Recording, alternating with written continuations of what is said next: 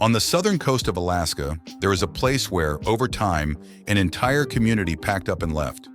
They abandoned their homes, their boats, and the cannery that had given the village its purpose.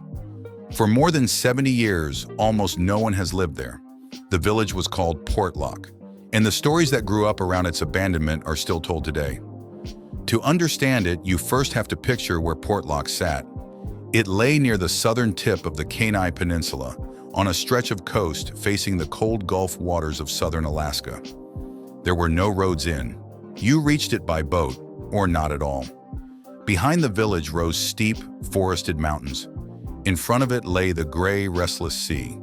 In the early 20th century, a salmon cannery operated there, and a small community grew up around it. Never more than a few dozen permanent residents in the census records of the time, swelling with workers through the short canning season. Most were Sugpiaq, also known as a Nantiinaq, people who had lived in this region for thousands of years. For a time, Portlock was an ordinary, hard-working village at the edge of the world. But according to local accounts passed down in the years since, the people of Portlock began to report things they could not easily explain.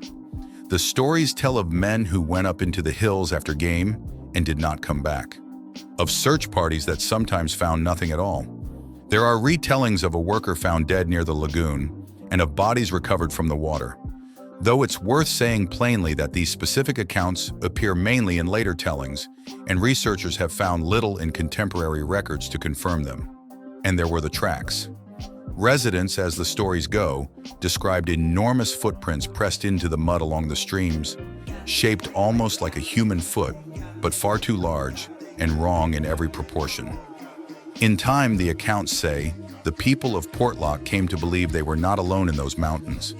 They spoke of a presence in the trees, something tall, covered in dark hair, that moved upright, on two legs. Many retellings attach a name to it, the Nantiinaq. Here it's worth being precise. That word actually comes from the Dena'ina people, to the north, a different group, where it described a kind of forest bogeyman, the sort of figure used to keep children close to home.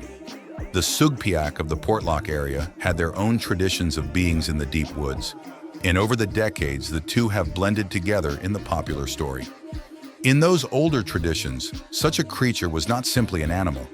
It was something between flesh and spirit, a being of the deep forest that could not be reasoned with, and that brought misfortune to anyone who crossed its path. For generations, it had been the kind of story told to keep travelers wary of the woods. In the legend of Portlock, that story is said to have come to life. So why was Portlock really abandoned? Here, the documented history is clearer than the legend. By the late 1940s, the village was already in decline. With no road access and the new Alaska highway system drawing life toward the more connected side of the peninsula, Portlock grew increasingly isolated and difficult to sustain. Around 1950, the post office closed, and the remaining families resettled in nearby coastal villages, places like Nanwalek and Port Graham. The records point to economics, access, and hardship far more than to anything in the trees. And slowly, the forest took the village back. The cannery fell silent. The houses sagged and rotted. The docks slipped into the sea. What about the darker stories? There are, as always, more grounded explanations. The first is a bear.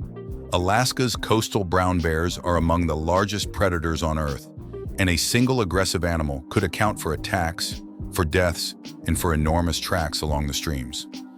The people of Portlock knew bears well. They insisted in the retellings that this was something else. But a bear remains the explanation outsiders reach for first. The second is simpler and sadder. Isolation. Portlock was a remote village built around dangerous work in unforgiving country, where drownings, hunting accidents, and exposure were tragically ordinary. Add decades of long, dark winters and a strong oral storytelling tradition, and a handful of real losses can grow, in the retelling, into a legend.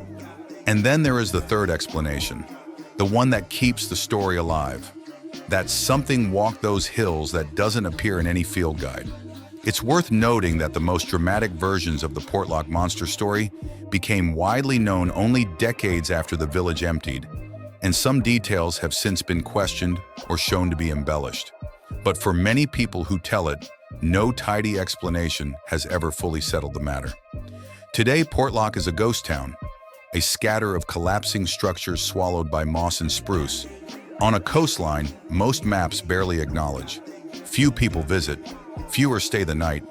The descendants of those who left still live in the villages nearby, and the story of the Nantiinaq remains part of the region's folklore. We can debate the bear, we can debate the legend.